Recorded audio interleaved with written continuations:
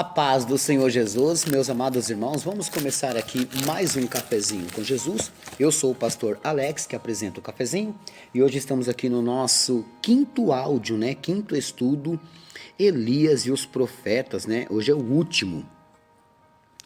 Hoje é o último áudio, que a gente vai ler aqui sobre 1 Reis 18, 22 a 46, onde houve esse combate, e dentro desses versículos estou trazendo ensinamentos para vocês, Bom, esse combate, Elias mostrou que temos que arrumar o nosso altar.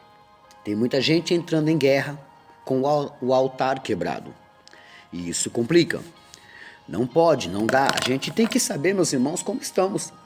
Não dá para ir para a guerra sem estar preparado, Então, primeiro se limpa, se purifica, se prepara.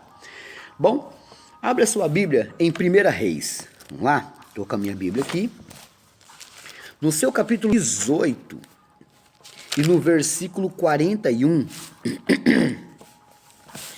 ele vai dizer o seguinte, Então disse Elias a Acabe, que era o rei, sobe, come e bebe, porque ruído de uma abundante chuva.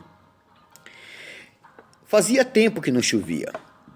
Então, ele diz agora para Acabe se preparar porque vai vir chuva.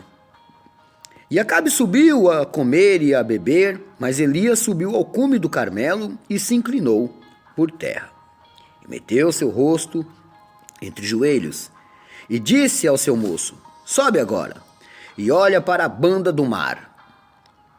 E subiu e olhou e disse, não há nada. Então disse ele, torna lá 7 vezes. O que ele estava olhando lá no monte é se realmente iria vir chuva. Deus era com ele. E o que Elias falava, Deus assinava embaixo. Por quê? Porque Deus era com ele, meus irmãos. E aqui mora um grande recado para nós.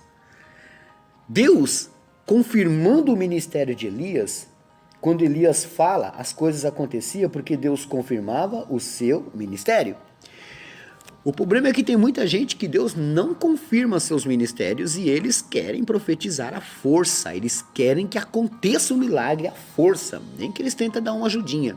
Mas Deus não estava confirmando o ministério de Elias só para engrandecer seu nome, mas para que todos pudessem ver que Deus estava presente, usando ele, mas Deus estava presente. Então isso traz para nós uma clareza. Quando você faz uma visita num lar, ou você visita um amigo, ou recebe a visita de um amigo, o que de bom de Deus você tem para ele? Ou você leva papo furado, ou você leva Deus para ele. O que de Deus você pode colocar na vida deles? Será que você pode colocar alguma coisa? Porque muitas das vezes tem pessoas que não acrescentam, são cristãs, mas não acrescentam. Pelo contrário, elas tiram. Elias não. Elias queria consertar a casa, mostrar quem era Deus. Então Elias fez milagres aqui, Deus usando ele, Vamos lá?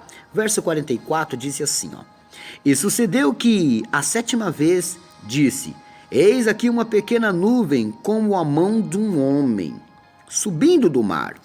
Então disse ele, sobe e dize a Acabe, aparelha teu carro e desce, para que a chuva te não apanhe. Então agora, ele está garantindo que vai chover, meus irmãos. E Elias era um homem que todos temiam. O que devemos fazer com esses versos? Aprender que a nossa palavra só tem poder se Deus estiver em nós. Sem Deus, sem Jesus, sem o Espírito Santo, nada podemos fazer. Nós temos que procurar, meus irmãos, viver a vontade do Senhor. Não adianta querer mostrar que você é. Não, você tem que usufruir do que Deus te deu para o bem. Tem pessoas, meus irmãos, que querem mostrar tanta sabedoria que acaba se passando como um tolo. Tem pessoas que querem mostrar com tanta unção no louvor que acaba se passando como um tolo. A Bíblia não quer isso. Ela quer que você faça para não mostrar você, mas mostrar a Cristo. Elias tinha um propósito, engrandecer o nome de Deus. Se a gente pega carona nas mensagens de Elias, a gente vai aprender muita coisa. Veja aqui o 45. O que tem para nós no 45? E sucedeu que entretanto os céus se enegreceram com nuvens e vento, e veio uma grande chuva, e Acabe subiu ao carro e foi para Jizreel. Ali cumpriu-se a palavra do profeta, que profetizou segundo a sua vontade, e Deus confirmou. Isso não acontece com qualquer um, tá entendendo? Mas existem hoje homens, como eu disse aqui nessas mensagens que eu estou trazendo, que tem pessoas que elas são tão cheias de si que elas acham que pode comandar e fazer e Deus tem que fazer. Não, com Elias foi diferente, tá? Era uma questão diferente. Agora, não vem você achando que, olha, segundo a minha palavra, Deus vai te dar um carro, varão, tá? Fica tranquilo. Fica nessa não. Eu já tive revelações nesse sentido e lá em casa não tem nenhum carro. E não foi por falta de fé, não. Fé é o que eu mais tinha e era o que eu mais queria. Mas cadê o carro? Mais de 5 carros já me profetizaram. Então, o que Deus nos ensina na sua palavra? Se alguma profecia for te dada e ela não acontecer, nem foi Deus que usou aquela pessoa. Esse é o parâmetro que a gente tem bíblico, tá? Porque se Deus usar uma pessoa para dar uma profecia, pronto. Eu já vi gente que profetizou que a minha cunhada, ela estava com câncer. E o câncer estava tomando posse do corpo dela de uma forma, meus irmãos, muito ruim. Ela sentia muitas dores, não andava. E ela tinha o quê? Acho que 20 e poucos anos. E muito nova. Aconteceu que ela continuou buscando no Senhor e tudo, mas muitos profetas disseram que ela ia levantar da cama. Tinha gente que falava em língua, saía no mistério e dizia, olha, ela vai até contar o testemunho dela e tal. Pronto, meus irmãos. O câncer matou ela. Deus deu, Deus tomou. Bendito seja o nome do Senhor. É isso que nós temos que ter em nossa mente. Deus deu, Deus tomou. Bendito seja o nome do Senhor. Mas como é que fica aqueles que falou que ela ia ser curada e ela ia viajar por vários cantos e pregar a palavra de Deus? O que Deus quis fazer com ela, nós não temos explicação ou porquê. Mas como é que ficam esses profetas de hoje, meus irmãos? Que fala pelos cotovelos, diz coisas que Deus não disse.